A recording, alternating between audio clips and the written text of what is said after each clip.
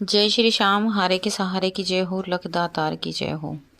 दोस्तों, क्या आप लोग भी कर्ज में फंस चुके हैं? ब्याज भर भर के थक चुके हैं, लेकिन कर्ज उतरने का नाम ही नहीं ले रहा। एक बार इंसान दोस्तों जब कर्ज ले लेता है ना, तो कर्ज लेते समय तो बहुत खुश होता है, लेकिन जब देने का नंबर आता है ना, तो ये मान लो कि उसकी जान निकल जाती है। इंसान की हालत ऐसी हो जाती है, बहुत ही बुरी। दोस्तों, कर्ज लेना जितना आसान होता है ना, उतारना उतना ही ज़्यादा मुश्किल हो जाता है। लेकिन क्या करें, जब इंसान की परिस्थिति खराब होती है, इंसान की मजबूरियां ऐसी आन पड़ती हैं कि उसे मजबूरी में कर्ज लेना ही पड़ जाता है। कभी कभी इंसान की ज़िंदगी में ऐसे ऐसे मोड़ आ जाते हैं ना, कि उस इंसान को ना चाह कर भी कर्ज लेना ही होता है। देखिए, कर्ज लेना एक किसी को कोई शौक नहीं होता कि हम कर्ज लें, हमें कर्ज लेना पड़े। कोई नहीं चाहता कि हम कर्ज लें। हर इंसान चाहता है कि वो कर्ज मुक्ति ज़िंदगी जिए, कर्ज कभी उसे लेना ही ना पड़े। क्योंकि एक बार जब कर्ज हो जाता है ना, तो जब तक वो उतर नहीं जाता, जब तक चैन की नींद भी नहीं आती। रातों की नींद उड़ जाती है जब इंसान कर्ज लेता है। लेकिन क्या करें, वो कहते हैं ना कि जब इंसान का वक्त ख़राब चलता है ना, तो कहकर नहीं चलता। जब इंसान का वक्त ख़राब होता है तो वो कुछ भी करवा देता है। जब इंसान को कोई परेशानी होती है, उसे पैसों की जरूरत पड़ती है, इंसान इधर उधर भागता है, इधर उधर हाथ पैर फेंकता है। क्या करें, कुछ लोग ऐसे होते हैं, कुछ अपने ही ऐसे होते हैं जो पैसे देने से साफ इनकार कर देते हैं। कुछ लोग होते हैं दे देते हैं, पर हर कोई एक जैसा नहीं होता।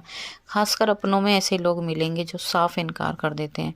तो जब अपने ही नहीं देते, तो दोस्तों यार दोस्तों से इंसान क्या ही उम्मीद करेगा।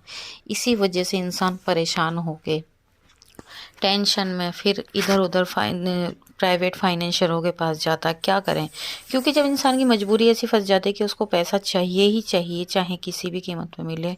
अगर उसकी परेशानी ऐसी हो जाए, मान लो घर में किसी की शादी है, बहन की शादी करनी है, लड़की की शादी करनी है, और पास में पैसे नहीं, तो वो इंसान क्या करेगा? उसको तो कर्जा लेना ही होगा ना, अपनी इज्जत बचाने के लिए।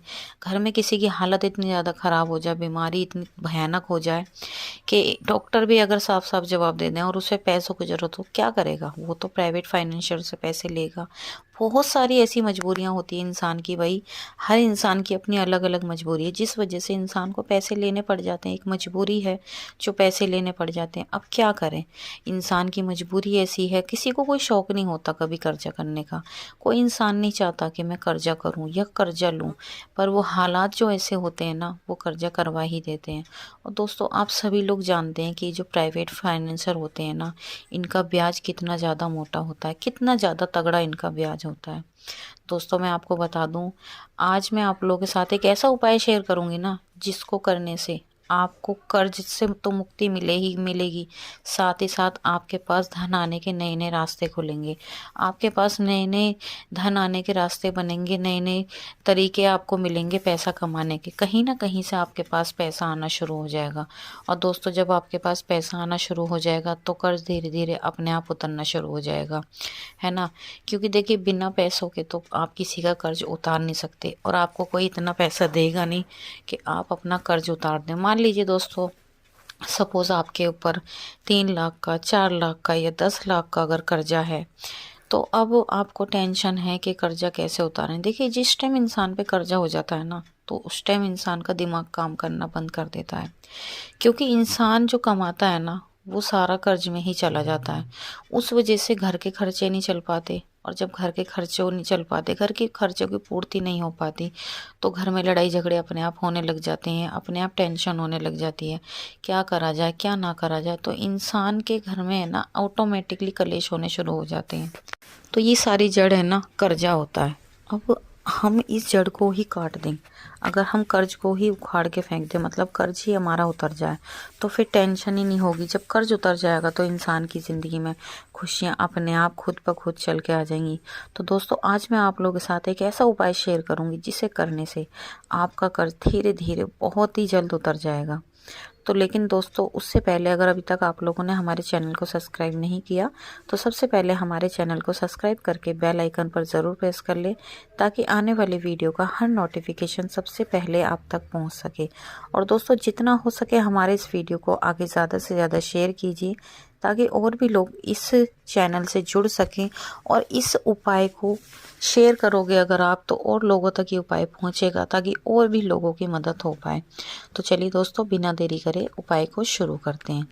तो देखिए दोस्तों, आज का जो उपाय है ना, इस उपाय को करने के लिए कोई भी दिन तय नहीं है। आप इस उपाय को रोज़ाना जब तक आप चाहें, जब तक आप कर सकते हैं। लेकिन मैं आपको बता दूं, सीमा बता देती हूँ मैं आपको, कम से कम आपको 21 दिन तो इस उपाय को करना ही करना है।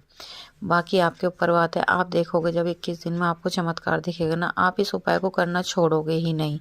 ये उपाय क्योंकि बहुत ज़्यादा सरल है, बहुत आसान है। तो देखिए, उपाय करने के लिए आपको क्या चाहिए। आपको मार्केट से जाके एक सूखा गोला ले आना है। जो सूखा गोला होता है ना, एक तो होता है पानी वाला गीला गोला, जिस पे ये जटा वाले नारियल होते हैं, जिन्हें नारियल बोलते हैं, वो वाला गोला नहीं लेना। आपको सूखा गोला लाना है जिसके ऊपर जटा या बाल नहीं होते। सूखा जो भाई दूज पे यूज़ किया जाता है, वो वाला गोला आपको मार्केट से जाके ले आना है। अब आपको क्या करना है, इसको घर आके आपको कद्दूकस करना है। कद्दूकस कर लेना। और मैं आपको बता दूं, दिन से किस दिन से शुरू करना, आपको ये शनिवार के दिन से शुरू करना। बहुत सटीक उपाय है दोस्तों, बहुत ही सटीक उपाय है। तो इस गोले को लाकर आपको घर पे लाके अच्छे से कद्दूकस कर लेना है। कद्दूकस करने के बाद आपको क्या करना है, एक फ्राई पैन ले लेना, उसमें थोड़ा सा 2 से 3 चम्मच देसी घी डालना, इस गोले को डालना, 3 से 4 चम्मच इसमें आटा डालना। आटा इतना डालना जो इसमें मिक्स हो जाए अच्छे से। आटा डाल देना और इसको अच्छे से हल्का सा, मतलब वो कर लेना, हल्का सा रोस्ट कर लेना। रोस्ट करने के बाद आपको क्या करना है, इसमें बूरा मिलानी है, बूरा और चावल, बस आपका काम ख़त्म। अब आपको क्या करना है, इसमें से रोज़ाना डेली आपको क्या करना है, इसमें से 2 चम्मच, ये गोले का जो आपने बनाया है ना मिश्रण, इसको रोज़ाना 2 चम्मच आपको पीपल के पेड़ के नीचे डाल आना है। रोज़ाना 2 चम्मच पीपल के पेड़ के नीचे डालना है। आप देखोगे दोस्तों, जैसे जैसे आप इस उपाय को करते जाओगे, आपके पास धन आने के नए नए रास्ते खुलने लग जाएंगे। क्योंकि ये उपाय इतना ज़्यादा शक्तिशाली है कि ये हमारे कर्मों को भी स्ट्रॉन्ग करता है, हमारे कर्मों को भी सुधारता है। तो आपको रोज़ाना 2 चम्मच इस गोले के बुरादे को, जो आपने मिश्रण बनाया है, रोज़ाना 2 चम्मच पीपल के पेड़ के नीचे, पीपल का पेड़ ना मिले तो आपको ये बड़ का पेड़ कहीं भी मिल जाएगा, वहाँ पर जहाँ पर ये बड़ के पेड़ होते हैं वहाँ पर भी आप इसे कर सकते हो। तो रोज़ाना 2 चम्मच आपको ये डाल देना है, बस इतना काम आपको करना है। और रोज़ डेली 108 बार श्याम बाबा का मंत्रों का जाप करना है। श्याम बाबा से अपनी जो आपकी मनोकामना है कर्ज की, उसकी रोज़ाना आपको प्रार्थना करनी है।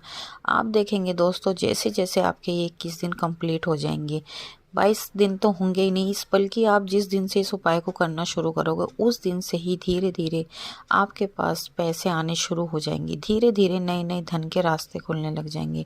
और जैसे जैसे आपके पास पैसा आता जाएगा, तो आपका कर्ज भी धीरे धीरे उतरता चला जाएगा। दोस्तों, ये बहुत ही स्ट्रॉन्ग उपाय है, बहुत शक्तिशाली उपाय है। यकीन मानिए, अब तक जिसने भी किया है इस उपाय को, उसको फ़ायदा ही मिला है। तो आप भी इस उपाय को ज़रूर करें दोस्तों। तो दोस्तों, ये थी आज की छोटी सी वीडियो। अगर वीडियो पसंद आई हो तो प्लीज़ वीडियो को लाइक करना, शेयर करना, कमेंट बॉक्स में जय श्री श्याम लिखना बिल्कुल भी ना भूलें।